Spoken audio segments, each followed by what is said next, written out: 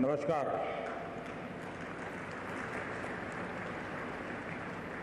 इस ऐतिहासिक कार्यक्रम में हमारे बीच उपस्थित बिहार के राज्यपाल श्री फागू चौहान जी, यहाँ के जनप्रिय मुख्यमंत्री श्री नीतीश कुमार जी, विधानसभा स्पीकर श्री विजय सिन्हा जी, बिहार विधान परिषद के कार्यकारी अध्यक्ष श्री अवधेश नारायण सिंह, उप मुख्यमंत्री श्रीमती रेणु देवी जी, तारकिशोर जी, नेता प्रतिपक्ष श्री तेजस्वी यादव जी, सभी मंत्रीगण, विधायकगण, अन्य महानुभाव, देवी और सज्जनों, आप सभी को, बिहार निवासियों को बिहार विधानसभा भवन के शताब्दी वर्ष की बहुत बहुत शुभकामनाएं। बिहार का ये स्वभाव है कि जो बिहार से स्नेह करता है, बिहार उसे, उस प्यार को कई गुना करके लौटाता है।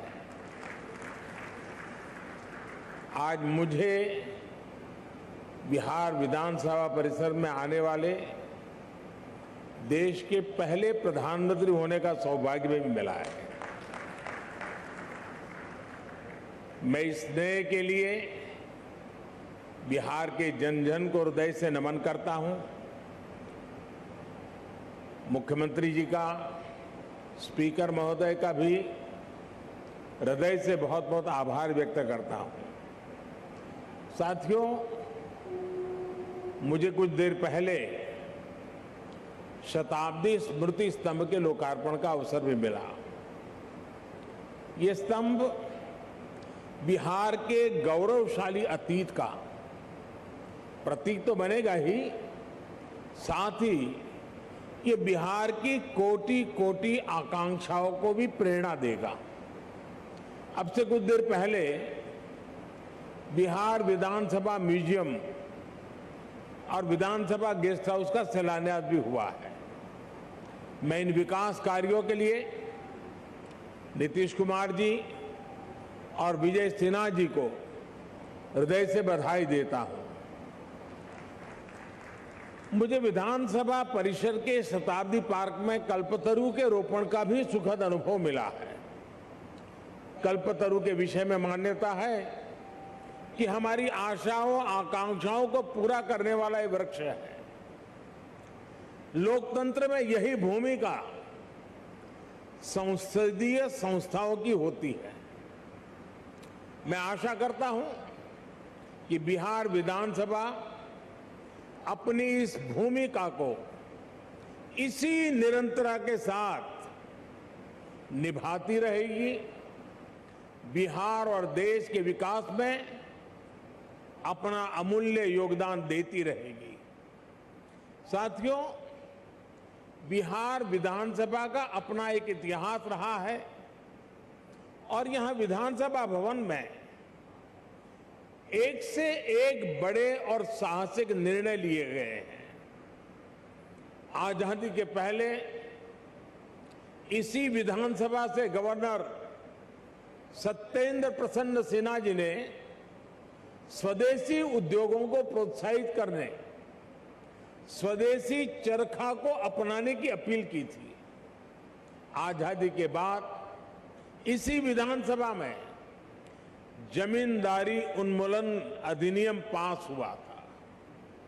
इसी परंपरा को आगे बढ़ाते हुए नीतीश जी की सरकार ने बिहार पंचायती राज जैसे अधिनियम को पास किया। इस अधिनियम के जरिए बिहार पहला ऐसा राज्य बना जिसने पंचायती राज में महिलाओं को 50% आरक्षण दिया। लोकतंत्र से लेकर समाज जीवन तक समान भागीदारी और समान अधिकार के लिए कैसे काम किया जा सकता है, ये विधानसभा इसका उदाहरण है।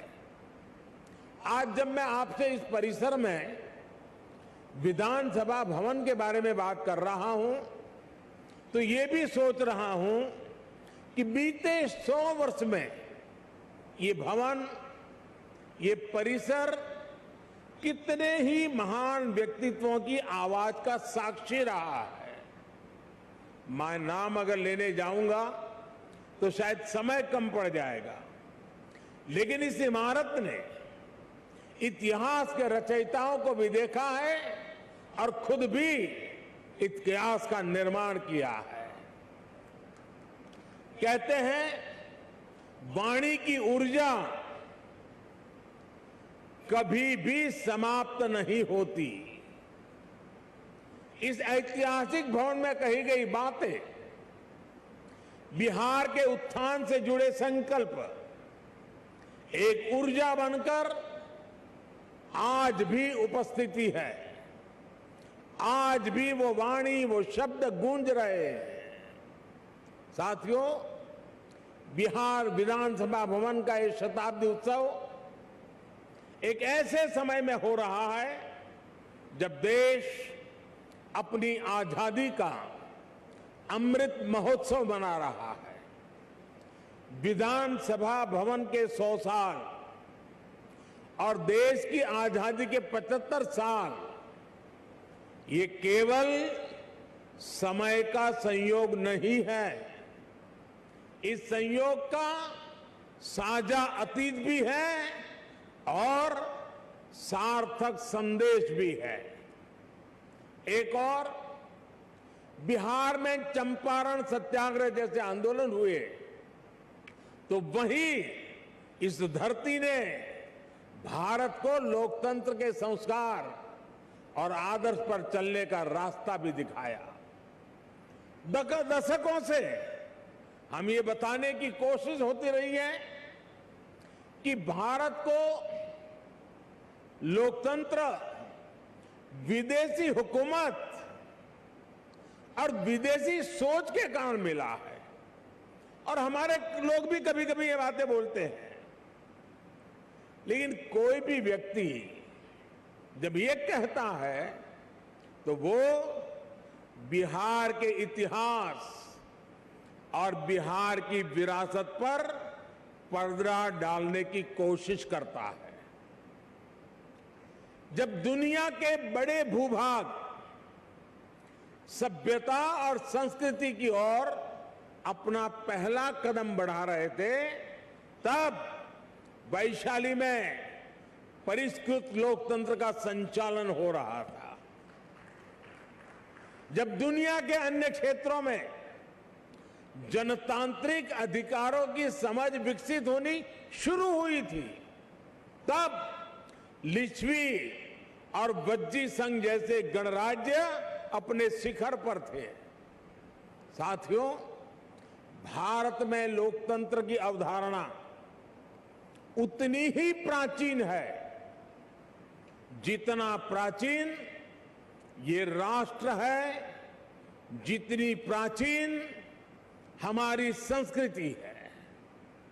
हजारों वर्ष पूर्व हमारे वेदों में कहा गया है, त्वाम विशो वृणताम, त्वाम विशो वृणताम राज्याय त्वाम मिमाहा प्रदिशः पंचदेवी।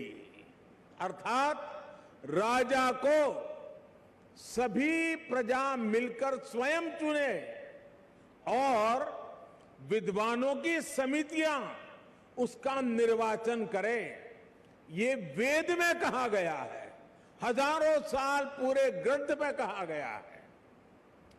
आज भी हमारे संविधान में सांसदों, विधायकों का चयन, मुख्यमंत्री, प्रधानमंत्री, राष्ट्रपति का चयन इसी लोकतांत्रिक मूल्य पर टिका हुआ है। एक विचार के रूप में हमारे यहां लोकतंत्र इसलिए हजारों वर्षों से जीवित है क्योंकि भारत लोकतंत्र को समता और समानता का माध्यम मानता है। भारत सह अस्तित्व और सौहार्द के विचार में भरोसा करता है। हम सब में भरोसा करते हैं, सहकार में भरोसा करते हैं, सामंजस्य में भरोसा करते हैं और समाज की संगठित शक्ति में भरोसा करते हैं। इसलिए हमारे वेदों ने हमें यह भी मंत्र दिया है, संगच्छध्वम संवदध्वम संवो मनासि जानताम, अर्थात हम मिलकर चले, मिलकर बोले, वो एक दूसरे के मनों को, एक दूसरे के विचारों को जाने और समझे। इसी वेद मंत्र में आगे कहा गया है, समानो मंत्रः समिति समानी समानम मनः सहचित्तमेशम, अर्थात हम मिलकर समान विचार करें, हमारी समितियां, हमारी सभाएं और सदन कल्याण भाव के लिए समान विचार वाले हो और हमारे हृदय भी समान हो। हृदय से लोकतंत्र को स्वीकार करने की ऐसी विराट भावना एक राष्ट्र के रूप में भारत ही प्रस्तुत कर रहा है। इसलिए मैं जब भी दुनिया में अलग अलग जब देशों में जाता हूं, बड़े वैश्विक मंचों पर मौजूद होता हूं, तो मैं बहुत गर्व से कहता हूं, क्योंकि हमारे कान में किसी न किसी कारण से एक शब्द भर दिया गया है। हमारी मन की रचना को एक जगह पे स्थगित कर दिया गया है। हमें बार बार सुनाया गया है कि we are a largest democracy of the world, हम दुनिया की सबसे बड़े लोकतंत्र है, और हम भी उसी को स्वीकार कर लिया है बार बार सुनने के कारण। मैं आज भी दुनिया के मंच पर जब भी जाता हूं, बड़े गर्व से कहता हूं कि विश्व में लोकतंत्र की जननी ये भारत है। भारत मदर ऑफ डेमोक्रेसी है, और हमने भी, और बिहार वासियों ने तो खास, दुनिया में डंका बजाते रहना चाहिए कि we are a mother of democracy. और बिहार की गौरवशाली विरासत, पाली में मौजूद ऐतिहासिक दस्तावेज भी इसके जीवंत प्रमाण है।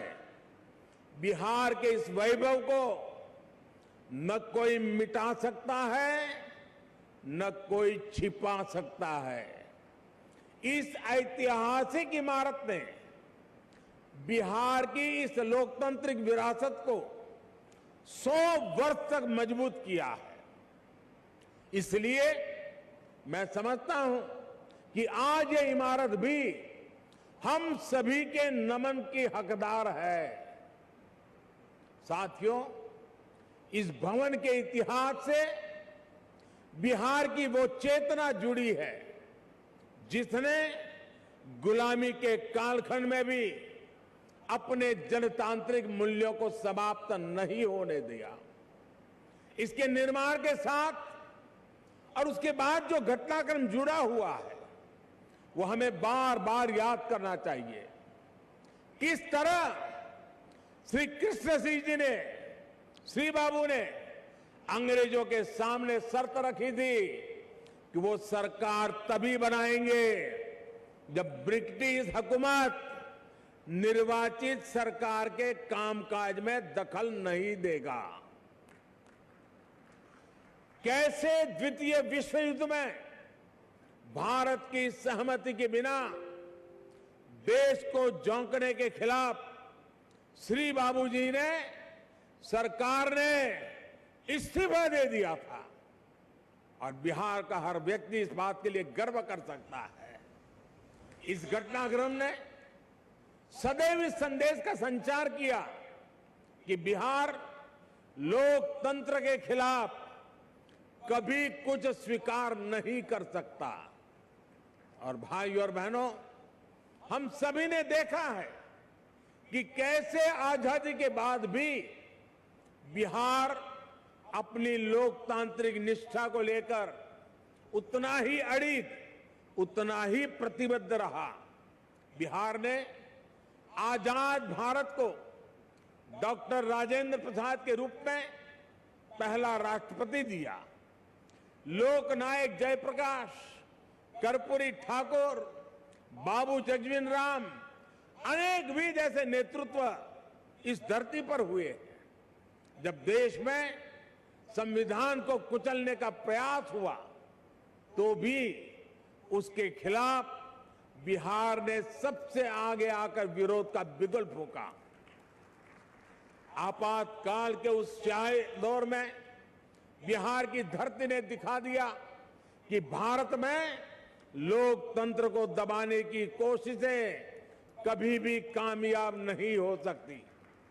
और इसलिए मैं मानता हूं कि बिहार जितना समृद्ध होगा, भारत की लोकतांत्रिक शक्ति भी उतनी ही मजबूत होगी।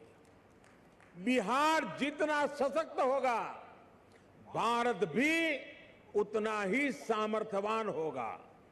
साथियों, आजादी का अमृत महोत्सव और बिहार विधानसभा के 100 वर्ष का यह ऐतिहासिक अवसर हम सभी के लिए, प्रत्येक जनप्रतिनिधि के लिए आत्मविवेचना और आत्मनिरीक्षण का भी संदेश लेकर आया है। हम अपने लोकतंत्र को जितना मजबूत करेंगे, उतनी ही मजबूती हमारी आजादी को मिलेगी, हमारे अधिकारों को मिलेगी। आज 21वीं सदी में दुनिया तेजी से बदल रही है। नई जरूरतों के हिसाब से भारत के लोगों की, हमारे युवाओं की आशाएं, अपेक्षाएं भी बढ़ रही है। हमारी लोकतांत्रिक व्यवस्थाओं को इसके हिसाब से तेज गति से कार्य करना पड़ेगा। आज जब हम आजादी के 75वें साल में एक नए भारत के संकल्प के साथ आगे बढ़ रहे हैं, तो इन संकल्पों को आगे बढ़ाने की जिम्मेदारी हमारी संसद और विधानसभाओं पर भी है। इसके लिए हमें ईमानदारी और निष्ठा से दिन रात मेहनत करने की जरूरत है। देश के सांसद के रूप में, राज्य के विधायक के रूप में हमारी ये भी जिम्मेदारी है कि हम लोकतंत्र के सामने आ रही हर चुनौती को मिलकर हराएं। पक्ष विपक्ष के भेद से ऊपर उठकर देश के लिए, देश हित के लिए हमारी आवाज एकजुट होनी चाहिए। जनता से जुड़े विषयों पर सदन सकारात्मक संवाद का केंद्र बने। सकारात्मक कार्यों के लिए हमारी आवाज उतनी ही बुलंद दिखे, इस दिशा में भी हमें निरंतर आगे बढ़ना चाहिए। हमारे आचरण से ही हमारे देश की लोकतांत्रिक परिपक्वता प्रदर्शित होती है। और इसलिए दुनिया के सबसे बड़े लोकतंत्र के साथ साथ हमें दुनिया के सबसे परिपक्व लोकतंत्र के रूप में भी खुद को आगे बढ़ाना है। साथियों, मुझे खुशी है कि आज देश इस दिशा में सकारात्मक बदलाव देख रहा है। मैं अगर संसद की बात करूं तो पिछले कुछ वर्षों में संसद में सांसदों की उपस्थिति और संसद की प्रोडक्टिविटी में रिकॉर्ड वृद्धि हुई है। और अभी विजय जी ने भी विधानसभा का ब्यौरा दिया। सकारात्मकता, गतिशीलता, व्यापक रूप से विषयों की चर्चा, निर्णय उसका पूरा ब्यौरा दिया। साथियों, वैसे संसद में भी पिछले बजट सत्र में भी लोकसभा की प्रोडक्टिविटी 129% थी, 129% थी। राज्यसभा में भी 99% प्रोडक्टिविटी दर्ज की गई। यानी देश लगातार नए संकल्पों पर काम कर रहा है, लोकतांत्रिक विमर्श को आगे बढ़ा रहा है। और हम सभी जानते हैं कि जब लोग ये देखते हैं कि उन्होंने जिन्हें चुनकर भेजा है वो मेहनत कर रहा है, सदन में उनकी बात गंभीरता से रख रहा है, तो उनका भी लोकतंत्र पर विश्वास और बढ़ता है। ये विश्वास बढ़ाना भी हम सबकी जिम्मेदारी है। साथियों, समय के साथ हमें नए विचारों की जरूरत होती है, नई सोच की जरूरत होती है। इसलिए जैसे जैसे लोक बदलता है, लोकतंत्र को भी नए आयाम जोड़ते रहना पड़ता है। इन बदलावों के लिए हमें केवल नई नीतियों की जरूरत नहीं पड़ती, बल्कि पुरानी नीतियां और पुराने कानूनों को भी समय के अनुसार बदलना पड़ता है। बीते वर्षों में संसद ने ऐसे करीब 1500 कानूनों को खत्म किया है। इन कानूनों से सामान्य मानवी को जो दिक्कतें होती थी, देश की प्रगति में जो रुकावटें होती थी, उनका समाधान हुआ और एक नया विश्वास भी पैदा हुआ। राज्य स्तर पर भी ऐसे कई पुराने कानून हैं जो वर्षों से चले आ रहे हैं। हमें मिलकर इस और भी ध्यान देने की जरूरत है। साथियों, दुनिया के लिए 21वीं सदी भारत की सदी है। हम लगातार ये सुनते आए हैं, कई लोगों के मुंह से सुनते हैं, दुनिया के लोग बताते रहते हैं। लेकिन अगर मैं भारत की बात करूं तो मैं कहूंगा कि भारत के लिए ये सदी कर्तव्यों की सदी है। हमें इसी सदी में अगले 25 सालों में नए भारत के स्वर्णिम लक्ष्य तक पहुंचना है। इन लक्ष्यों तक हमें हमारे कर्तव्य ही लेकर जाएंगे। इसलिए ये 25 साल देश के लिए कर्तव्य पथ पर चलने के साल है। ये 25 साल कर्तव्य भावना से स्वयं को समर्पित करने का कालखंड है। हमें स्वयं को अपने लिए, अपने समाज के लिए, अपने देश के लिए कर्तव्य की कसौटी पर कसना होगा। हमें कर्तव्य की पराकाष्ठा को पार करना होगा। आज भारत वैश्विक पटल पर जो कीर्तिमान स्थापित कर रहा है, आज भारत जिस तेजी से वैश्विक ताकत बनकर उभर रहा है, उसके पीछे कोटि कोटि भारतवासियों की कर्तव्य निष्ठा और कर्तव्य भावना है। लोकतंत्र में हमारे सदन जनता की भावनाओं का प्रतिनिधित्व करते हैं। इसलिए देशवासियों की कर्तव्य निष्ठा हमारे सदनों और जनप्रतिनिधियों के आचरण में भी झलकनी चाहिए। हम सदन में जैसा आचरण करेंगे, कर्तव्य भाव पर सदन के भीतर जितना बल दिया जाएगा, देशवासियों को भी उतनी ही ऊर्जा और प्रेरणा मिलेगी। एक और महत्वपूर्ण बात, हमें अपने कर्तव्यों को अपने अधिकारों से अलग नहीं मानना चाहिए। हम अपने कर्तव्यों के लिए जितना परिश्रम करेंगे, हमारे अधिकारों को भी उतना ही बल मिलेगा। हमारी कर्तव्य निष्ठा ही हमारे अधिकारों की गारंटी है। इसलिए हम सभी जनप्रतिनिधियों को कर्तव्य पालन का भी संकल्प दोहराना है। ये संकल्प ही हमारी और हमारे समाज की सफलता का मार्ग प्रशस्त करेंगे। आज जब हम देश के अमृत संकल्पों को लेकर आगे बढ़ रहे हैं, तो हमें अपने कर्तव्य में, अपने श्रम में, अपने परिश्रम में कोई कमी नहीं छोड़नी है। एक राष्ट्र के रूप में हमारी एकता हमारी प्राथमिकता होनी चाहिए। गरीब से गरीब व्यक्ति का भी जीवन आसान बने। दलित, पीड़ित, शोषित, वंचित, आदिवासी, हर किसी को हर जरूरी सुविधा मिले, ये हम सभी का संकल्प होना चाहिए।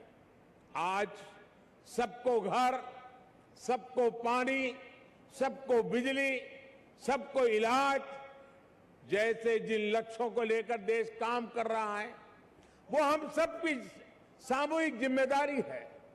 बिहार जैसे सामर्थ्यवान और ऊर्जावान राज्य में गरीब, दलित, पिछड़े, आदिवासी और महिलाओं का उत्थान बिहार को भी तेज गति से आगे बढ़ा रहा है और बढ़ाएगा। और बिहार जब आगे बढ़ेगा तो भारत भी अपने स्वर्णिम अतीत को दोहराते हुए विकास और सफलता की नई ऊंचाइयों को छुएगा।